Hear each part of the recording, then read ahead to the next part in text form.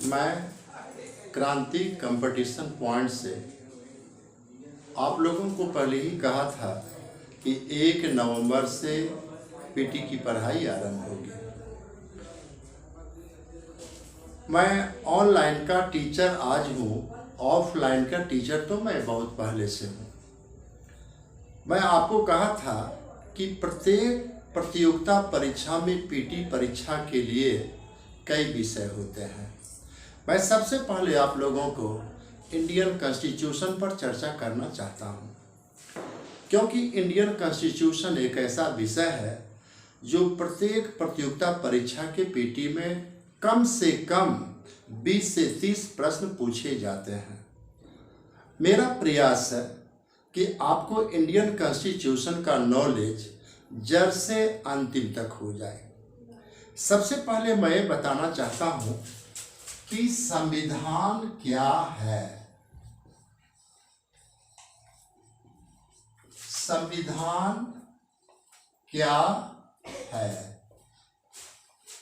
देखिए, संविधान शब्द का अंग्रेजी होता है कॉन्स्टिट्यूशन।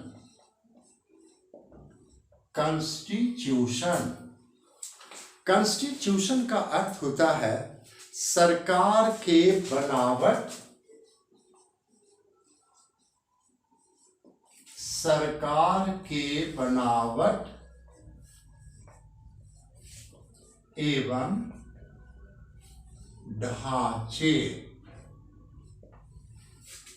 जिस दस्तावेज में सरकार के बनावट एवं ढांचे का उल्लेख होता है, दैट इज कॉल्ड कॉन्स्टिट्यूशन। आप इसे दूसरे रूप में कह सकते हैं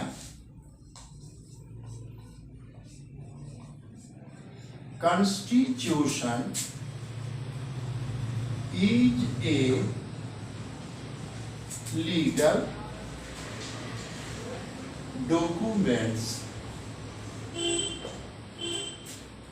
Constitution is a legal documents.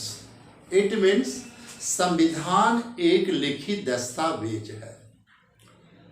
जिस दस्तावेज में सरकार के बनावट, ढांचे और संगठन का उल्लेख हो उसे संविधान कहते हैं। सबसे पहले आपको ये जानना आवश्यक है कि संविधान की उत्पत्ति कैसे हुई, इसकी जरूरत क्यों हुई, लोगों को इसका महसूस क्या हुआ। आपको इसके लिए एक चीज जानना है, history is root and political science is fruit. इतिहास जड़ है और राजनीति विज्ञान इसका फल है। संविधान की जरूरत क्यों पड़ी, इसके लिए अमेरिकी क्रांति की ओर आपको चलना होगा। 1776 में फिलाडेल्फिया की सम्मेलन हुई थी और सबसे पहले अमेरिका में संविधान बनाने की बात उठी और बना। आप जानते हैं George Washington was the first president of USA. America में सबसे पहले संविधान बना और आप ये भी जानते हैं 1789 में स्वतंत्रता, समानता और बंधुत्व की मांग हुई और उस क्रांति के बाद वहां भी संविधान बना। अर्थात अमेरिका दुनिया का पहला देश है जहां संविधान बना और फ्रांस ने उसे और विशाल भवन दे दिया। But at present time the constitution of India is most largest constitution in the world. Bharat का संविधान सबसे बड़ा संविधान है। तो सबसे पहले आप समझ गए संविधान किसे कहते हैं और संविधान की उत्पत्ति कैसे हुई। अब एक प्रश्न है, आप अमेरिका को ले, वहां लिखित संविधान है। आप इंडिया को ले, यहां लिखित संविधान है। लेकिन आप इंग्लैंड को ले तो वहां अलिखित संविधान है। आखिर क्यों?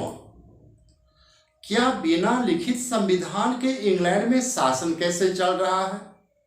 आपने कभी सोचा है?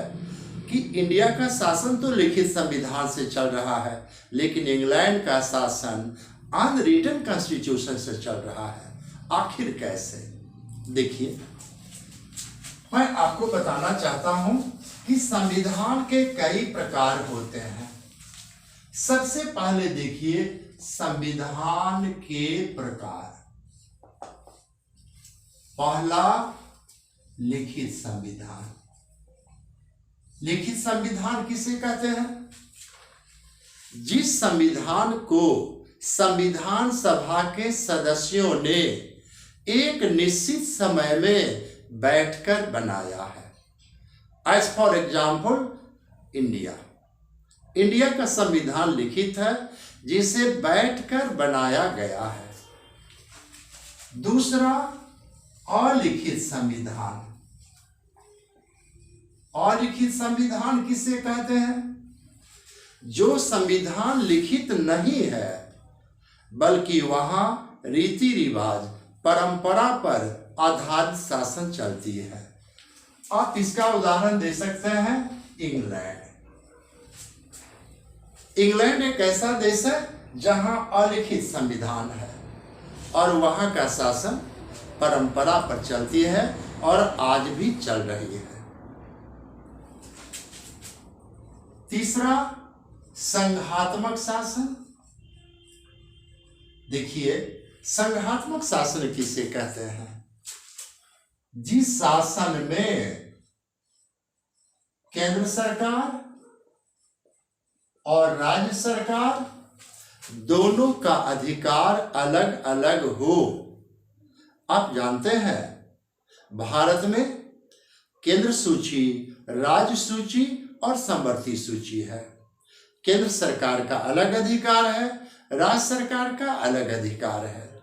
तो इंडिया में संघात्मक शासन भी है, संघात्मक संविधान भी है। और चौथा है एकात्मक। एकात्मक संविधान किसे कहते हैं? जिसमें शासन का सर्वे सर्वा केवल केंद्र सरकार हो, उसे एकात्मक संविधान कहते हैं। फिर देखिए पांचवा, कठोर संविधान। ये कठोर संविधान क्या है? जिस संविधान को संशोधन करने में कई कठिनाइयां हैं, उसे कहते हैं कठोर संविधान। अर्थात अगर उसके नियमों को संशोधन करना चाहे तो एक आसान प्रक्रिया नहीं है, उसे कहते हैं कठोर संविधान। और फिर देखिए छठा, लचीला संविधान। ये लचीला संविधान क्या है? जिस संविधान के कानूनों को आसानी तरीके से परिवर्तन किया जा सके, उसे कहते हैं लचीला संविधान। और फिर देखिए सातवां है सुपरिवर्तनशील संविधान। सुपरिवर्तनशील संविधान, जिस संविधान को आसानी से परिवर्तन किया जा सके। और आठवां है दुष्परिवर्तनशील संविधान। दुष्परिवर्तनशील संविधान, जिस संविधान को आसानी से परिवर्तन नहीं किया जा सके। और फिर देखिए आपका 9 है विकसित संविधान। ये विकसित संविधान किसे कहते हैं? जिस संविधान का एक बार निर्माण न किया जाकर धीरे धीरे विकास किया जाता हो, उसे कहते हैं विकसित संविधान। और विकसित हुआ, एक हुआ निर्मित संविधान। निर्मित संविधान अर्थात जिसे बैठकर निर्माण किया जाता हो। तो छात्रों, आपने एक चीज अभी देखा कि ये 10 प्रकार के संविधान का प्रकार होता है। अब दुनिया में जितने भी देश हैं, सबका संविधान अलग अलग है। आपको मैं एक चीज बताना चाहता हूं आप जरा लें संघात्मक और एकात्मक पर। हमारे देश में साधारण काल में संघात्मक रहती है, आपातकाल में एकात्मक रहती है। आप यहां देखें अलिखित संविधान, इसका उदाहरण इंग्लैंड है। इंडिया में देखें निर्मित भी है और लिखित भी है। हमारे देश में लिखित भी है और निर्मित भी है। मेरा कहने का तात्पर्य है, आपको किसी भी देश की व्यवस्था को जानने के लिए ये जानना होगा कि वहाँ का सिस्टम क्या है, वहाँ का संविधान क्या है। जैसे आप अगर तुलना करते हैं कि who is most powerful, either the British prime minister और द यूएसए प्रेसिडेंट, कौन शक्तिशाली है? आप जानते हैं इंग्लैंड में पार्लियामेंट्री सिस्टम ऑफ गवर्नमेंट है, अमेरिका में नहीं है। तो सबसे पहले मैं संविधान का प्रकार आपको बता दिया। तो आपने अभी तक 3 चीज देखा, परिभाषा देखा, उत्पत्ति देखा, प्रकार देखा। अब मैं आपको बताने जा रहा हूं कि संविधान सभा क्या है। संविधान सभा क्या है? देखिए, वह सभा जो किसी देश के संविधान का निर्माण करता है उसे कहते हैं संविधान सभा। आप इस चीज को गौर से देखें, जब किसी देश का संविधान का निर्माण एक कमेटी के द्वारा होती है उसे कहते हैं संविधान सभा। भारत का संविधान एक संविधान सभा द्वारा बना। भारत का संविधान एक व्यक्ति नहीं बनाया, संविधान सभा बना। कैसे बना? अब मैं आपको बताना चाहता हूं कि कैसे बना। देखिए, संविधान की मांग बहुत पहले से हो रही थी। महात्मा गांधी ने ही डिमांड किया था। लेकिन आप जानते हैं हमारे देश को आजादी लॉर्ड एटली ने दिया था। भारत को आजादी ब्रिटिश प्रधानमंत्री लॉर्ड एटली ने दिया था। लॉर्ड एटली लेबर पार्टी का नेता था। वो चाहता था कि भारत को आजादी एकता से हो, हिंदू मुस्लिमों में विभाजन ना हो। लेकिन भारत का अंतिम गवर्नर जनरल था लॉर्ड माउंटबेटन। लॉर्ड माउंटबेटन वो चाहता था कि किसी तरह भारत 2 देश बंट जाए।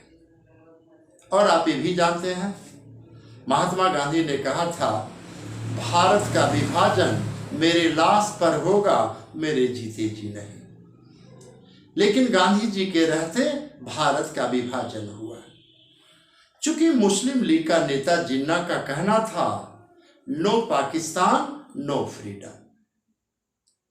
जब कैबिनेट मिशन भारत आया था तो जिन्ना ने यही कहा था, नो पाकिस्तान नो फ्रीडम। ऐसी परिस्थिति में माउंटबेटन ने हमें आदेश दिया कि आप सबसे पहले संविधान सभा के द्वारा संविधान का निर्माण करें।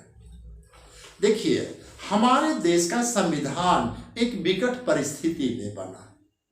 भारतीयों का कहना था कि पहले हमें आजादी दे दें, उसके बाद हम संविधान बना लेंगे। लेकिन माउंटबेटन का सोच था कि जब हम आजादी दे ही देंगे तो फिर मेरा अधिकार क्या रहेगा। इसलिए उसका आदेश था, आप पहले संविधान बनाएं तब हम आजादी देंगे। लाचार और विवश होकर हमारे देश के नेताओं ने संविधान बनाने के लिए निर्णय लिया। इसलिए भारत में एक संविधान सभा बना। देखिए, मैं अब आपको ये बताने जा रहा हूं हमारे देश का संविधान कैसे बना। आप कृपया इसे नोट कर लें।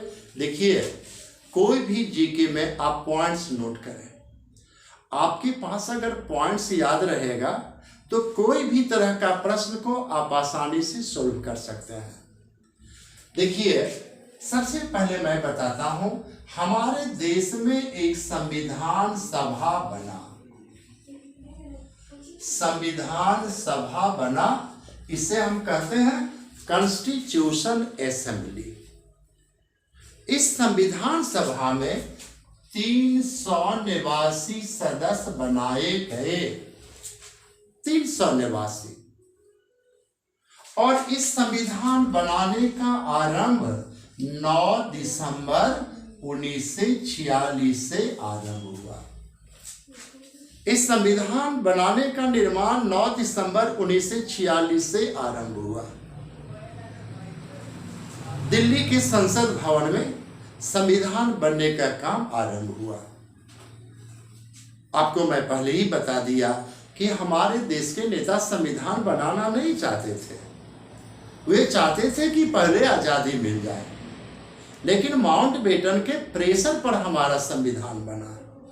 इसलिए 9 दिसंबर 1946 से हमारा संविधान बनने का काम आरंभ हुआ। अब एक प्रश्न है, आप जानते हैं कोई भी संविधान बनाने या कोई भी बैठक करने के लिए एक अध्यक्ष होना आवश्यक है, क्योंकि वह वहां का शीर्ष व्यक्ति होता है। ऐसी परिस्थिति में एक समस्या आया कि इस 389 में किसे अध्यक्ष बनाया जाए। सबसे बुजुर्ग डॉक्टर सच्चिदानंद सिन्हा थे। डॉक्टर सच्चिदानंद सिन्हा थे। ये बिहार से थे और इन्हीं के नाम पर पटना में सिन्हा लाइब्रेरी भी है। सबसे बुजुर्ग, 389 में सबसे बुजुर्ग, इसलिए इनको अस्थायी अध्यक्ष बनाया गया। देखिए, आप पीटी परीक्षाओं में एक चीज देखते हैं, जो आपको 4 ऑप्शन दिया गया है, चारों पर क्लियर करें। अगर आपके क्वेश्चन में आवे कि संविधान सभा के अस्थायी अध्यक्ष कौन थे, तो डॉक्टर सच्चिदानंद सिन्हा। लेकिन आपको पता है, ये मात्र 2 दिन रहे, मात्र 2 दिन, 9 दिसंबर और 10 दिसंबर। अगर आपसे ये पूछा जाए कि संविधान सभा के अस्थायी अध्यक्ष कितने दिन रहे, 2 दिन। फिर 2 दिन के बाद क्या हुआ? ये 2 दिन के बाद, 2 दिन के बाद डॉक्टर राजेंद्र प्रसाद को अस्थायी अध्यक्ष बना लिया गया। अस्थायी अध्यक्ष बना लिया गया, अर्थात 11 दिसंबर 1946 से डॉक्टर राजेंद्र प्रसाद संविधान सभा के अस्थायी अध्यक्ष बन गए और उस समय से लेकर वे अंतिम समय तक संविधान सभा के अध्यक्ष रहे। अब एक प्रश्न और आता है कि आखिर संविधान बनाने में कितने समय लगे, क्यों लगे, इतने समय देर क्यों लगे, एक प्रश्न उठता है। देखिए, ये संविधान बनाने में 2 वर्ष 11 माह 18 दिन लगा। आप कह सकते हैं इतने दिन क्यों लगा, जबकि जितने भी बनाने वाले थे अधिकतर वकील थे।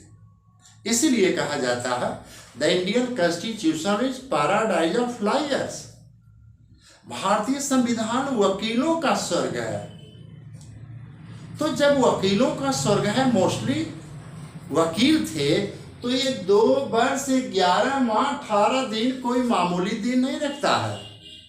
क्या आपने कभी सोचा कि 2 वर्ष 11 माह 18 दिन समय क्यों लगा? इसका कारण था लंबे समय से हम गुलाम थे, हमारे पास संविधान नहीं था। विभिन्न जाति और धर्म के लोग थे, हमारी आर्थिक स्थिति खराब थी, हमारी विभिन्न तरह की भाषा थी, विभिन्न तरह की जाति थी। जो हमारे दलित वर्ग थे उनको कौन कौन सा अधिकार दिया जाए, भारत का राष्ट्रीय भाषा कौन रखा जाए, कौन कौन मौलिक अधिकार दिया जाए, विभिन्न तरह की समस्याएं थी। जबकि हमारे संविधान निर्माण में हिंदू, मुस्लिम, महिला सभी लोग थे, लेकिन 2 वर्ष 11 माह 18 दिन समय लगा। अब एक चीज बता देना चाहता हूं, ये संविधान बनकर आपको 26 नवंबर 1949 को तैयार हो गया। तैयार हो गया। जानते हैं 16 धाराएं इसी दिन लागू हो गई। कुछ लोग सोचते हैं 26 जनवरी 1950 को मेरा संविधान लागू हुआ। जी नहीं, अंगीकृत और लागू दोनों 2 चीज है। हमारा संविधान अंगीकृत हुआ 26 नवंबर 1949 को और ये संविधान लागू हुआ 26 जनवरी 1950 को। एक प्रश्न और उठता है, अगर आपसे पूछा जाए अंग्रेजों ने भारत को 15 अगस्त को आजादी क्यों दिया था? छात्रों, कल आप भी शिक्षक होंगे, आपको कोई छात्र पूछ दे कि सर अंग्रेजों ने 15 अगस्त को ही आजादी क्यों दिया, 14 को क्यों नहीं दिया, 16 को क्यों दिया, क्यों नहीं दिया? उसी तरह से ये हमारा संविधान जब 26 नवंबर 1949 को बनकर तैयार हो गया, उसी दिन क्यों नहीं लागू हुआ? क्यों इतने दिन इंतजार करना पड़ा? आप 26 जनवरी को झंडे फहराते हैं, मिठाई भी खाते हैं, क्या आप कभी सोचते हैं 25 जनवरी को क्यों नहीं लागू हुआ, 27 जनवरी को क्यों नहीं लागू हुआ, 26 जनवरी को क्यों लागू हुआ? देखिए, इसके पीछे कारण था। मैं पहले आपको ये बता देना चाहता हूं कि 15 अगस्त अंग्रेजों के लिए शुभ दिन है, क्योंकि जापान उसी दिन एक्सेप्ट कर लिया था मैं द्वितीय विश्व युद्ध हार गया, इसलिए अंग्रेजों ने शुभ दिन देकर के हमें आजादी दिया। और 26 जनवरी 1930 को नेहरू ने पहली बार तिरंगा झंडा फहराया था और कहा था तुम मुझे आजादी दो या नहीं दो, भारत आजाद है और हम तिरंगे झंडे फहराएंगे। तो यह नेहरू की एक कल्पना थी, वास्तविकता नहीं थी। लेकिन जब हम वास्तविकता पर आ गए, अर्थात हमें आजादी मिल गई, हमें संविधान बनाया, तब मैंने सोचा कि 26 जनवरी हमारे लिए शुभ दिन है। इसलिए 26 जनवरी को हम लोगों ने अच्छा दिन माना और इसी दिन हम लोगों ने संविधान लागू किया। तो आपको मैं ये बता दिया कि 26 जनवरी 1950 को मेरा संविधान लागू हुआ और उस दिन को हम लोग गणतंत्र दिवस मानते हैं। अब एक चीज है, इस संविधान में, मूल संविधान में, हमारे मूल संविधान में 395 धाराएं हैं।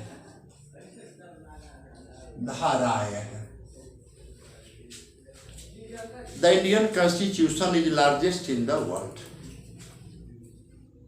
क्यों? क्योंकि इतने धाराएं कहीं नहीं है, कहीं नहीं। आखिर इतने धाराएं क्यों दिया गया? ताकि हमारा संविधान स्पष्ट संविधान बने। और आप जानते हैं कि हमारे संविधान के पिता डॉक्टर भीमराव अंबेडकर थे। आपको एक चीज और मैं बता देना चाहता हूं, प्रारूप समिति के अध्यक्ष डॉक्टर अंबेडकर थे और संविधान निर्माताओं ने यह निर्णय लिया था कि जो प्रारूप समिति के अध्यक्ष होंगे वही संविधान का पिता होगा।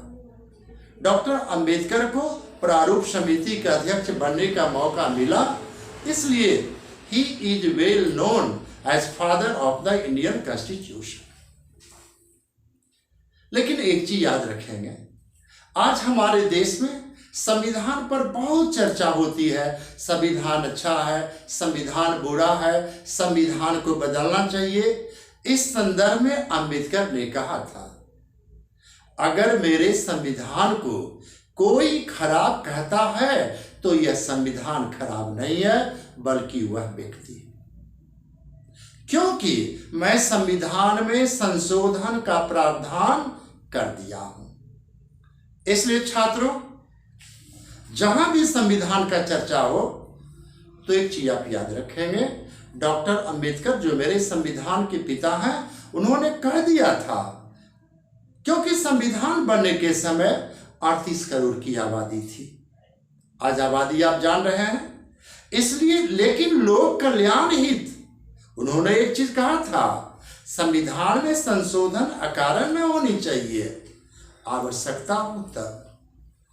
इसलिए और उन्होंने ये भी लिख दिया था, the constitution is supreme, nobody can go out of the constitution. संविधान सर्वोच्च है, संविधान से ऊपर कोई नहीं है। तो छात्रों, आज मैं आपको बता दिया परिभाषा कैसे हुई, उत्पत्ति कैसे हुई, संविधान के कौन कौन से प्रकार हैं और भारतीय संविधान कैसे बना।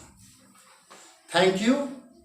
अगर आपको चैनल पसंद पड़े तो सब्सक्राइब करें और नेक्स्ट फिर अगले वीडियो में मैं इस संविधान पर और चर्चा करूंगा।